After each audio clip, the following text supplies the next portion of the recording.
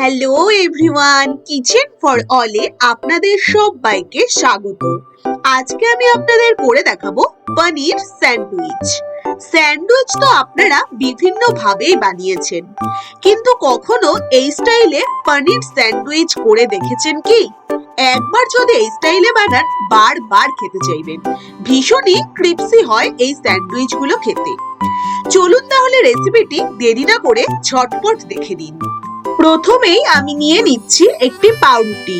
এবার পাউরুটিগুলোর সাইড থেকে ব্রাউন অংশগুলো বাদ দিয়ে দেব। সাইড থেকে চার সাইডের ব্রাউন অংশগুলো কেটে বাদ দিয়ে দেব। এইভাবে আমি বেশ কয়েকটি পাউরুটি তৈরি করে নেব।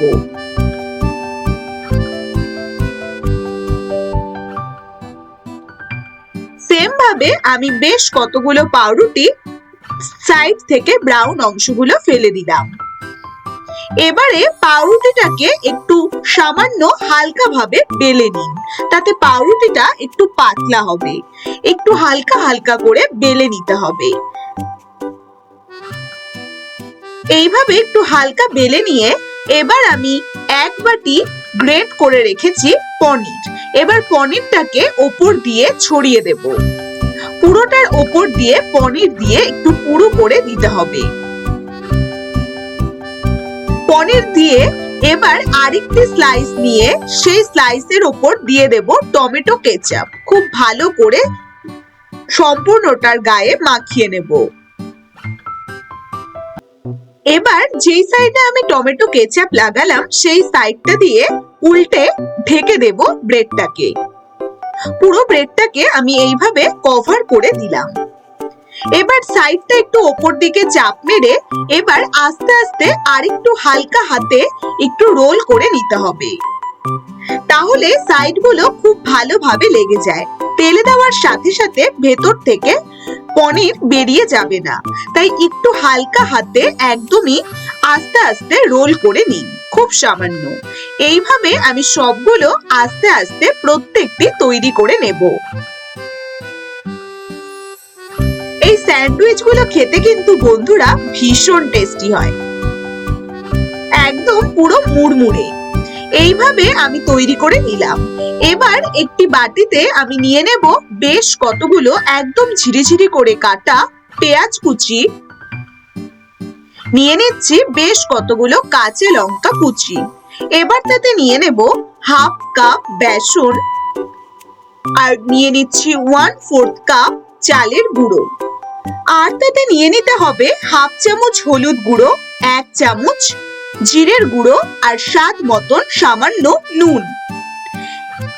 তাতে নিয়ে নিচ্ছি 1 চামচ মতন চিলি ফ্লেক্স, আর নিয়ে নেব বেশ কতগুলো ধনেপাতা কুচি। এবার অল্প অল্প করে জল দিয়ে প্রথমে আমি 1/4 কাপ মতন জল নিলাম। এবার খুব ভালো করে ব্যাটারটিকে গুলিয়ে নেব। একবারে ব্যাটারের মধ্যে একবারেই জলটা বেশি পরিমাণে দেব না, না হলে পাউরুটির গায়ে ব্যাটারটি লেগে থাকবে না। তাই অল্প অল্প করে জল দিয়ে আস্তে আস্তে মেখে নিন। প্রথমে আমি জল দিয়েছি 1/4 কাপ, এবার আমি তাতে আরো 1/4 কাপ মতন জল দিয়ে দিলাম। এবার খুব ভালো করে ব্যাটারটিকে আস্তে আস্তে মিশিয়ে নিন, যাতে ব্যাটারটি গাঢ়ই থাকে, একদমই পাতলা না হয়। জলটা পরিমাণ মতো দেখে আস্তে আস্তে মিশিয়ে নিতে হবে। এবার তাতে নিয়ে নিলাম 1 চামচ আদা রসুন বাটা। এবার খুব ভালো করে মিশ্রণটিকে ওপর নিচ করে খুব ভালো করে মিশিয়ে নিন।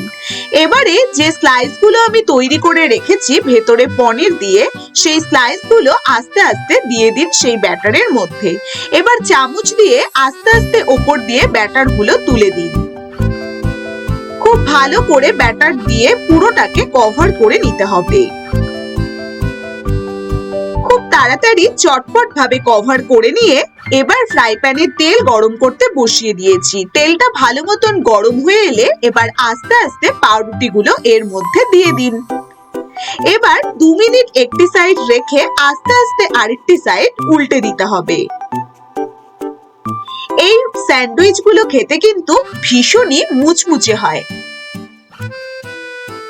খুব টেস্টি হয় এই স্যান্ডউইচ গুলো খেতে, আর বানানো কিন্তু ভীষণ সহজ। ঘরে থাকা কয়েকটি উপকরণ দিয়েই তৈরি করা যায় এই টেস্টি টেস্টি পনির স্যান্ডউইচ। এবার আরেকটি সাইডও কিছুক্ষণ রেখে এইভাবে উল্টে উল্টে দিতে হবে দুটো সাইডই। দুটো সাইড এইরকম বেশ একটা ক্রাঞ্চি ভাব আসবে আর এরকম লালচে লালচে ব্রাউন কালার চলে আসবে। যখন দেখবেন একটি সাইড হয়ে এসেছে তখন আরেকটি সাইড কিছুক্ষণ রেখে উল্টে দিতে হবে। এইভাবে দুটো সাইডই যখন মুচমুচে ভাব চলে আসবে আর কালারটা এরকম ধরলেই একদম কিন্তু রেডি এই টেস্টি টেস্টি পনির স্যান্ডউইচ। এবার আস্তে আস্তে তেল থেকে ছেবে সুন্দর করে টিস্যু পেপারের ওপর তুলে নিন। সকালবেলা বাচ্চাদের টিফিন হোক বা সকালের ব্রেকফাস্ট বা সন্ধ্যাবেলার স্ন্যাক্স এর জন্য আপনারা তৈরি করতে পারেন এই টেস্টি টেস্টি পনির স্যান্ডউইচ।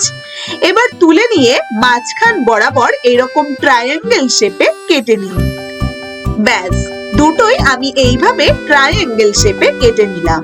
এবার সুন্দর করে সাইডে সস দিয়ে সুন্দরভাবে সাজিয়ে নিয়ে গরম গরম পরিবেশন করুন এই টেস্টি টেস্টি সন্ধ্যাবেলার বা সকালের ব্রেকফাস্ট বা টিফিনের জন্য এই পনির স্যান্ডউইচ। আশা করি এই রেসিপিটি আপনাদের ভীষণ ভালো লাগবে। যদি ভালো লাগে অবশ্যই বন্ধুরা চ্যানেলটিকে সাবস্ক্রাইব করতে ভুলো না যেন।